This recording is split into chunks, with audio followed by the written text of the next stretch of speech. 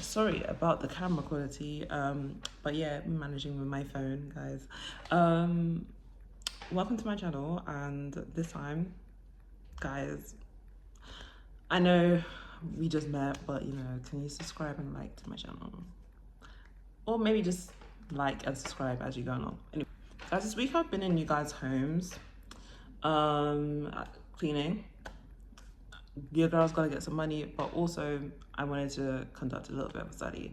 Sorry, guys. I wanted to look at the issue of fast fashion. That is my main thing, guys. That is my whole brand, and the impacts that it's having in our lives.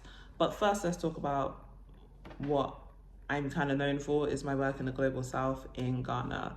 So let's talk about the new technical report by the Sustainable Manufacturing and Environmental Pollution Program that is done in collaboration with the UK and the UN Trade and Development Department.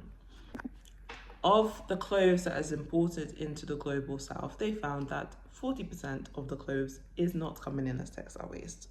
Having a little voiceover to say that the study was conducted in Tanzania and Uganda. 24,000 pieces of clothes, and they found that 96% of the clothes were wearable, 2.9 to 3.2% of the clothes were considered rags, and only 1% was considered textile waste. However, this does not mean that we still don't need a circular economy. It just means that the data in the last studies that might have said that 40% of the clothes that were coming into the market was not, or countermeasure market, was not totally accurate. We can go into the weeds as to why a number of 40% was even proposed in the first place, but I think it's important to actually just focus on the fact that we have good data on things right now, because that's what we've always needed. When I went to the market in Canto Manto Market, I actually did it from the perspective and the standpoint of doing it or conducting the main part of my study within the importer shop myself. So I had a very astute idea of how the methodology should have worked in the first place, which was the importers are important to talk about. And the reason why we have a narrative that textile waste was being dumped in the first place is because previous studies kind of ignored the fact that there are importers, which is to say there are people who actively purchase the clothes that come into Ghana or come into the Global South. They always have a buyer. They're not being dumped. If they were being dumped, that means there's no buyer. What is happening, or the process, was that they are being imported in. Some of the bales contain clothes that are poor quality. However, the people in the market endeavor to actually make sure they sell everything they purchase. So dumping is quite a paternalistic, it was always a paternalistic view on what was going on in the first place. But again, this doesn't mean that the circular economy is not important. It means that we need to have good data and make sure that there is good, strong data integrity, so that whatever is funded is actually backed up by the data, and there is a reason why it's being funded. When we have poor data, it is very hard for for new players in the textile waste and circular economy space to get funded. But a charity that can push that narrative can get funded, even if the data is shoddy. But it's important that we use the data from this study, as well as the data that more corroborates and has a more thorough data methodology, so that the players that are in the textile waste management space are able to get funded. Because that's what's needed for a circular economy, not necessarily poor data narratives that are emotionally triggering, but materially and data poor, in essence. And as I said, I've been into you guys' homes with my tried and my new service that I want to develop, which is to look at the impacts of clutter and the material load impacts in people's homes or first users in places like the UK.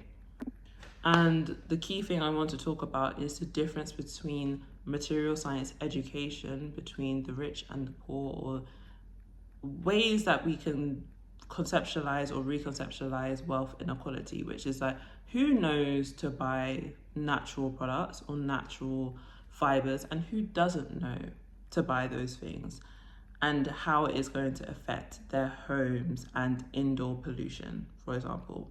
I would say, from my perspective, that if you buy a lot of products from Shein, fast fashion, and if you check the label and it has a lot of polyester, elastane, spandex, all of these things, please get a filter in your house. And if you have a lot of the clothes, it's important to actually have a plan to reduce that load. In my discoveries in people's homes, I found that no two homes are the same, essentially. I'm a Black woman that was definitely heavily targeted to buy fast fashion. It was what was considered fashionable in the spaces that I'm in to wear fast fashion, because fashion and fashion innovation in a lot of our Black communities is the material sourced for that is fast fashion. It's not necessarily cotton and even recycled polyester. It's more so if it looks good, and if it looks good, you get it, right? And if it fits the scene or it fits the scenery, you get it. Even if you sourced it from Shein, you get it. There's obviously the cultures of thrifting and all of these things, and we can get into all of that, and you know what I'm saying. But the point is, if you get into the habit of shopping weekly for fast fashion, you spend some time decluttering, you spend some time getting rid of things, but at the end of the day, you might have a wardrobe where you have 200 pieces of clothes from fast fashion. This is a material load issue. I can't say it definitively because we haven't had a mass scale research project into people's homes and the impacts of fast fashion, but I can definitely generate a bit more of an indicator around indoor house pollution, or the likelihood that the more fast fashion you buy, and already living in polluted areas, as many Black and brown residents in London do, which is the area I'm focusing on or where I've worked in. And on top of that, buying and having a lot of fast fashion in your home, or synthetic items in your home, this can impact the air you are breathing within your home. So on top of the areas themselves being highly polluted, this is also about the impacts of pollution, indoor pollution, and whether fast fashion or ultra fast fashion, particularly in this era where you can get clothes for really cheap price and you can get lots of them, how is it affecting people's health? And the main focus is is it easy? Can you clean a house that is filled with fast fashion items versus the smaller capsule wardrobes that is a bit more oriented or more material conscious towards natural fibers? And per item, you have to think about the fact that if you have 200 pieces of fast fashion items, you have to think about the surface area of each of the clothes, right? So this is like the surface area. And you go to the back and all these things, right? You have 200 pieces of these, and it's made of polyester. And the poorer quality it is, so say if you sourced it from Shein, the more it likely is going to shed, and the more likely it's going to be in your environment, your home environment. So the more pieces you have, the larger the surface area, the more shedding takes place. So in your homes, it is so important that if you buy fast fashion, that you have regular ventilation coming in. It's important to think about air filtration and such as buying HEPA filters, air filters, and a vacuum cleaner that has a HEPA filter as well, it is important to be using regular suction in your house to deal with the microfibers that are in the air and in the house, because your house is a system, is an ecosystem. So the materials you bring into your house interacts with the environment. It's never just a good item. It's never just something that looks cute. It is also your health. It is also your mind. It is also a bit like feng shui. Like, it's your environment. It affects you.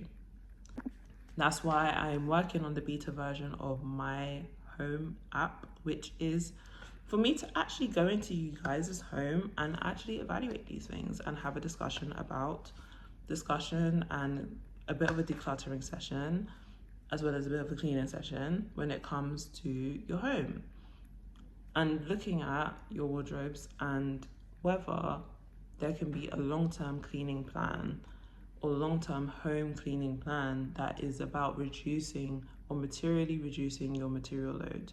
But the importance of this, or services like this and business models like this, it fits quite neatly into the new EU policy of extended producer responsibility, which is that fashion industries or fashion companies need to be very cautious of the impacts that they're having on the first user as well.